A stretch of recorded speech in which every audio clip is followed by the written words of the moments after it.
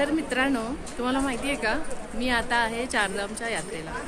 तर मी आज पहिलं धाम करते यमुनोत्री, आणि हे जवळपास 6 ते 7 किलोमीटरची चढण आहे.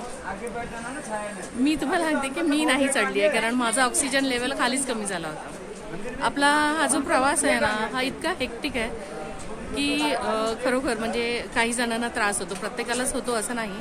पण इथे येताना म्हणजे चारधाम फिरताना तुम्ही कापूर, लवंग एक कुरचुंडी करून स्वतःबरोबर ठेवत जा, कारण फार फार ऑक्सिजन लेवल कमी होतं आणि मग अगदी गरगरायला लागतं, चक्कर यायला लागते.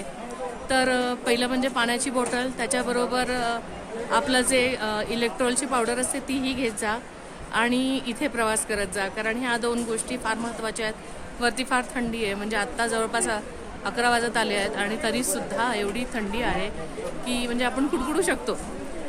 पण मी म्हणेन की वय झाल्यानंतर चारधाम फिरण्यापेक्षा जेव्हा आपण व्यवस्थित असतो, आपले हातपाय व्यवस्थित असतात, तेव्हाच प्लीज चारधाम करा. कारण हे जे 4ही धाम आहेत ते बोलतात ना की इतके इझी नाही आहेत. इथला जो प्रवास आहे तो फार म्हणजे आपल्यासारख्या लोकांसाठी तर खूप म्हणजे हेक्टिक आहे.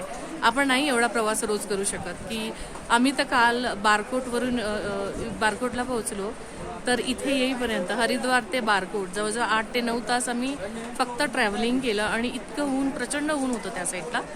आता इकडे आल्यानंतर फार थंडी आहे, त्यामुळे गरमीतून थंडीत येताना पुन्हा आपल्याला क्लायमेट चेंज होतं आणि पुन्हा त्रास होतो. तर जेव्हा तुम्ही चारधाम कराल, प्लीज सगळ्या थंडीच्या गोष्टी घेऊन या. त्याच्यानंतर कापूर, लवंग, त्याच्यानंतर हात मोजे, पाय मोजे, सॉक्सच्या डबल टिबल जोड्या, चांगले अगदी व्यवस्थित असे स्वेटर्स वगैरे घेऊन या, कारण वाटतं तेवढं इझी नाही आहे. आणि मी तुम्हाला दाखवते, ही यमुनोत्री आहे इथे.